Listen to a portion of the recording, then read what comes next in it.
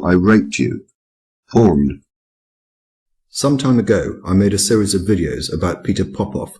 For those unfamiliar with Popoff, he is a charlatan, a fraud, and a con man, who will willingly exploit the vulnerable, the mentally and physically ill, the poor and financially desperate, and anyone else susceptible enough to be taken in by his deceit.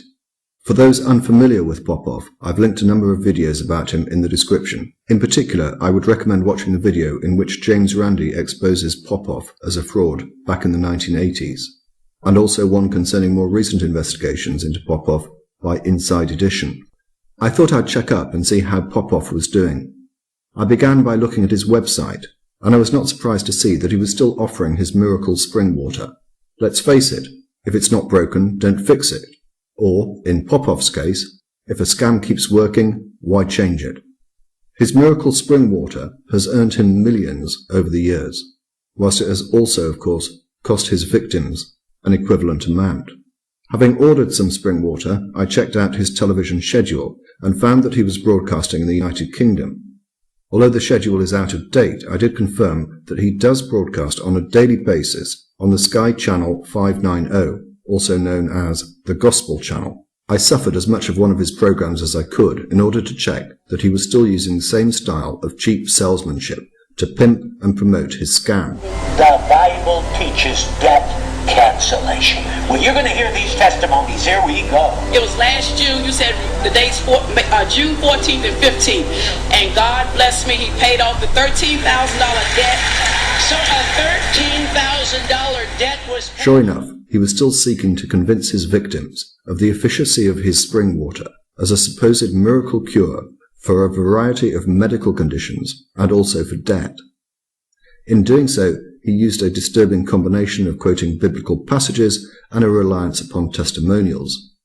The significance of the fact that he is still doing the same thing is that it was exactly this that formed the basis of a complaint to Ofcom a few years ago. Ofcom is a regulatory body that oversees television broadcasts in the United Kingdom and, inter alia, seeks to protect the public from scams and sharp practices. Following a complaint about Popoff, on the 7th of July 2008, Ofcom, influenced by the findings of the Advertising Standards Authority, decided that the Popoff program was in breach of a number of the provisions of the code applicable to broadcasters, in particular some of those areas I identified above, namely the use of testimonials and the lack of evidence to support claims. In its decision, Ofcom made some interesting findings. Broadcasters of religious programs must establish for themselves whether any claims as to benefits provided by products supplied by ministries providing programs to their services can be justified. Broadcasters should not rely, for example, on the evidence of testimonials within the programs alone, but should seek to obtain sufficient and independent verification. Later, broadcasters should also consider conducting appropriate research when approached by any ministry to broadcast their religious programs. They must satisfy themselves that the broadcast of this material would not result in a breach of the code. Ofcom expects broadcasters to be able to demonstrate that they took all reasonable steps to be able to demonstrate, as appropriate, that these programs did not, for example, exploit the susceptibilities of its potential audience or were platforms for the promotion of products or services. The Popoff program that was the subject of this decision was aired on Passion TV. As will be seen from the decision, responsibility for programs falls on the broadcaster rather than the producer. After this decision by Ofcom, Passion TV stopped broadcasting programs produced by Popoff. Given these findings, I was curious to know how Popoff had returned to UK television via the Gospel Channel. So I filed a complaint to Ofcom in which I referred to their own earlier findings about Popoff. I received a speedy reply. Thank you for registering the complaint below about the Gospel Channel. Although noting your concerns about this service, Ofcom is unable to help you. Whilst Gospel Channel is carried on Sky, they do not appear to be operating under an Ofcom license and are therefore not bound by our regulations. We understand that they are licensed from Iceland and consequently are regulated by the relevant authorities there. Licenses granted in EC countries are recognised throughout Europe, also extending to Iceland, and licensed channels are often carried on other domestic satellite platforms, in this instance, Sky. The previous rulings you referred to relating to this presenter concerned his appearance on Ofcom licensed channels at that time, but Gospel Channel falls outside our remit, and if you wish to pursue your complaint, we recommend that you contact the channel directly in the first instance, and if you are unhappy with their response or wish to escalate your complaint, they will direct you to their licensing authority. A link is then given.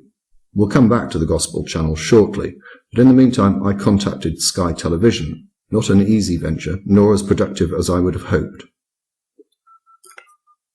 Hi, I wonder if you can help me. I'm having a difficulty in tracking down an appropriate telephone number for which to register a complaint about the content of one of your programs. Thank you. Thank you. Hello? Yeah, the position is that I want to make a complaint about one of the programs aired on Sky. Am I speaking to... it's Peter Popoff Ministries. It's Peter Popoff Ministries. 590, the Gospel Channel. Right. So what responsibility do you have for the programs that are broadcast? That would be helpful.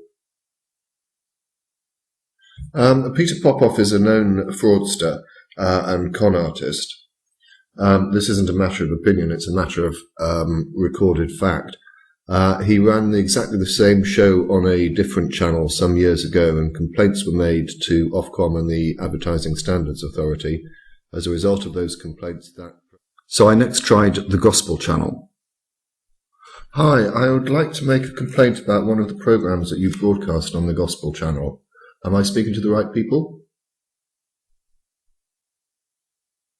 All right. Do you have a number that I could call, please? Right. When will the manager be in? All right. I shall try again tomorrow. Thank you. Whilst waiting for the manager to return the next day, I looked further into the Gospel Channel. Their website is linked below. As you'll see, its founder, Eric Erickson, has been blessed by a visitation from God. Also on their website is a list of those who appear on the Gospel Channel. You may recognize some of them.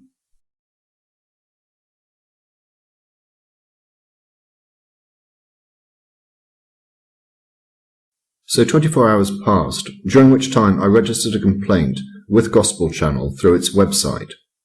I also contacted the ASA. Eventually, I got through to the Gospel Channel. This is a recording of part of the conversation I had. Hello? Hello, I'm calling from the Gospel Channel. I have a message to ring you. Oh, thank you very much for getting back to me. It concerns a program that you broadcast, I think, on a daily basis. It's Peter Popoff Ministries. Right, okay. Are you familiar with it? I am aware that we do program that one, yes. He pays for airtime. Right. Are you also aware that 2 years ago a complaint was made about him and his program to Ofcom and the Advertising Standards Authority, and as a result of that his program was removed from broadcast in the United Kingdom? No, but I do remember you telling me about this, and I have passed it on to our office in Iceland. Right, and has anything happened? I don't know. All the broadcasting is done from Iceland, and all the decisions are made in Iceland. We aren't kept in the loop there. Right. What contact details do you have for Iceland, please? Right, I can give you the email of the lady who does organise broadcasting. She's called Sigrun. Yeah, if I could have the email address, that'd be great. Thank you. Okay. Well, it's Sigrun, which is sigrun.ei@gmail.com. Okay, so she's the lady who deals with all the airtime. Right. When did you pass on my message to them? I couldn't tell you the exact date. Hang on, I'll have a look. Thank you. Okay, there were two. One was in July and one was October. Right. Passed on twice. And nothing's happened since July then? Like I said, I don't know if they're taking any action. I can give you a phone number for their office as well if you'd like. Yes, please. Okay, it's plus 354 5800 703. Okay. Okay. Thank you. Alright. All right. Thanks very much for your help. No problem. Following that conversation, I tried calling Iceland twice. On both occasions, my call was unanswered.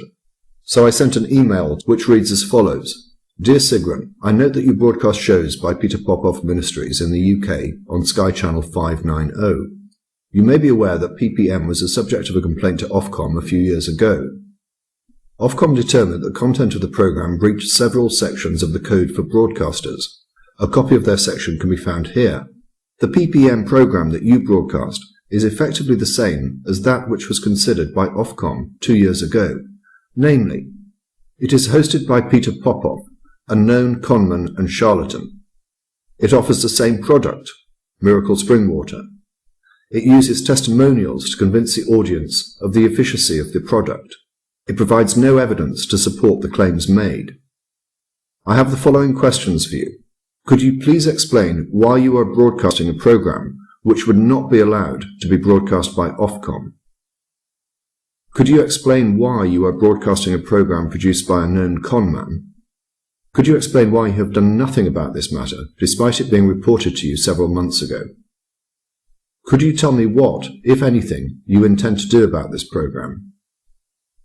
If you intend to continue to allow this program to be broadcast, could you please justify your position? If you require any further information, please do not hesitate to contact me, yours, etc. Obviously, I will let you know if and when I get a response to that email.